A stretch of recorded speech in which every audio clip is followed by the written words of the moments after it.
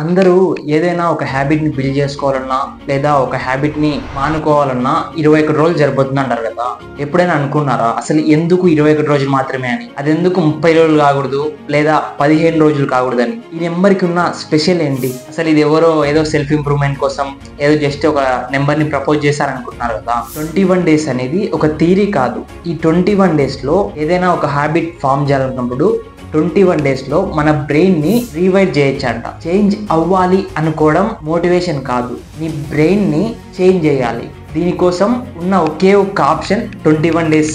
21 days ఏదైనా హ్యాబిట్ని follow అవ్వడం. I'm గిరి. నేను ఈరోజు 21 డేస్ ఛాలెంజ్ గురించి చెప్పాలనుకున్నా. ఎన్నిసార్లు అనుకుంటావు నువ్వు ఎర్లీ మార్నింగ్ 5 o'clock లేస్తా, నేను ఈ వర్క్ చేస్తా, లేదా గ్రౌండ్కి వెళ్తా, రన్నింగ్కి వెళ్తా, అలాగే ఏదైనా కొత్తగా నేర్చుకోవాలి, ఈ టైం లోపల ఇది కంప్లీట్ అవ్వాలని ఎన్నిసార్లు నీకై నువ్వు చెప్పుకొని ఉంటావు. ఫస్ట్లో స్టార్ట్ చేసినప్పుడు ఏదైనా ఎక్సైట్మెంట్, ఎనర్జీ అలాగే ఉంటుంది. బట్ ఆ హ్యాబిట్ని 2 డేస్ చేసిన తర్వాత ఆటోమేటిక్గా నువ్వు ఫెయిల్ అవుతావు. ఎందుకంటే మోటివేషన్ ఉండదు కాబట్టి. మళ్ళీ ఆ 2 డేస్ తర్వాత ఒకరోజు గ్యాప్ తీసుకుంటావు. ఆ ఒకరోజు గ్యాప్ తీసుకునే కాస్త 2 రోజులు అయింది. నువ్వు అలా అనుకునే లోపే నీ డేస్ మొత్తం కంప్లీట్ అయిపోయి ఉంటాయి. నేను చాలా మందిని చూసా, సేమ్ అదే టైం ఉంటుంది, వాళ్ళేమో ఎక్కువ వర్క్ చేస్తున్నారు, కానీ నేను చేయలేకపోతున్నా. అసలు వాళ్ళకి నాకున్న డిఫరెన్స్ ఏంటి? అందరికీ 24 hours ఉంటుంది కదా, వాళ్ళు ఎలా వాళ్ళ లైఫ్ని ప్రొడక్టివ్గా చేసుకుంటున్నారు. ఇక్కడ టాలెంట్, వర్క్ అనేది ఇంపార్టెంట్ కాదు, జస్ట్ 21 డేస్ అనేది ఇంపార్టెంట్. ఈ థియరీ అనేది 1915లో డాక్టర్ మ్యాక్స్వెల్ మాల్జ్ అనే ఒక ప్లాస్టిక్ సర్జన్ కనుక్కున్నాడు. డాక్టర్ మ్యాక్స్వెల్ అనే ఆయన నోస్ కి సర్జరీ చేసినప్పుడు, అలాగే హ్యాండ్స్ కి సర్జరీ చేసినప్పుడు 21 డేస్ లో కొత్తగా న్యూ సెల్స్ అనేవి ఫామ్ అయ్యాయంట. ఫస్ట్ లో ఆయన సర్జరీ చేసే ముందు వాళ్ళు మిర్రర్ లో చూసుకునేవారంట.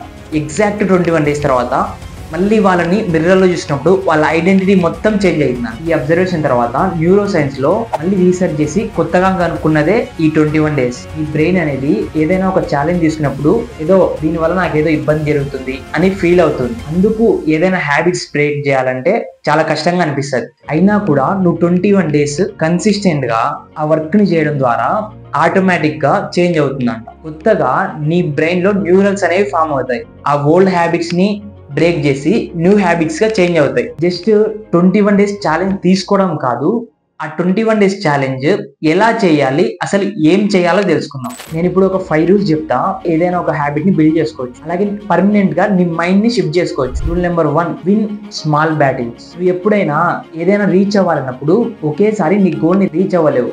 నీ గోల్ రీచ్ అవ్వాలంటే ఏదైనా చిన్న చిన్న స్టెప్స్ తీసుకోవాలి. చిన్న స్టెప్స్ ద్వారా డైలీ చేయడం ద్వారా ఆటోమేటిక్ గా నీ గోల్ అనేది రీచ్ అవుతావు. ఒకవేళ నువ్వు చాలా మోటివేషన్ తో ఏదైనా ఎక్కువ వర్క్ చేసినప్పుడు ఆటోమేటిక్ గా బర్న్అవుట్ ఫీల్ అవుతావు. సో ఏదైనా సరే చిన్న వర్క్ నుండి స్టార్ట్ చేయండి. నువ్వు ఎర్లీ మార్నింగ్ డైలీ 7 లేస్తున్నావు అనుకో, నువ్వు ఆ 7 నుండి 5కి లేవలేవు. ఫస్ట్ నీ అలారం ని 15 minutes ముందు పెట్టుకో. అలా 4 days చేసిన తర్వాత నీ 15 minutes అనేది ఇంకో 15 minutes ముందు పెట్టుకో. అలా 2-3 weeks చేయడం ద్వారా ఆటోమేటిక్గా నువ్వు 5 o'clockకి లేస్తావు. Rule number 2, small wins creates momentum. నీకు నువ్వు చేంజ్ అవుతా అని చెప్పడం కంటే ఎలా చేంజ్ అవుతావు, ఏం చేస్తే చేంజ్ అవుతావో తెలుసుకోవాలి. సింపుల్గా చెప్పాలంటే, నేను బుక్ చదువుతా అనుకుంటే ఆ బుక్ని 10 daysలో కంప్లీట్ చేయొచ్చు, 1 monthలో కంప్లీట్ చేయొచ్చు, లేదా 1 yearలో కంప్లీట్ చేయొచ్చు.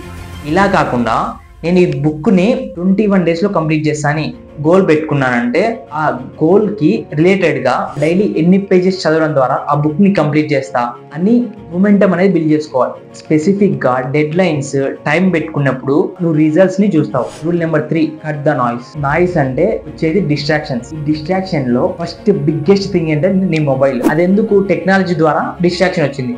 అదే టెక్నాలజీని యూజ్ చేసి నువ్వు ఆ మొబైల్ని యూజ్ చేయకుండా స్టాప్ చేయొచ్చు. అది ఎలా అంటే, నువ్వు ఏదైనా యూజ్ చేసే యాప్కి టైం బ్లాక్ సెట్ చేసుకోవడం, లేదా యాప్ లాక్ ఇన్స్టాల్ చేసుకొని నీ యాప్స్కి లాక్ పెట్టుకోవాలి.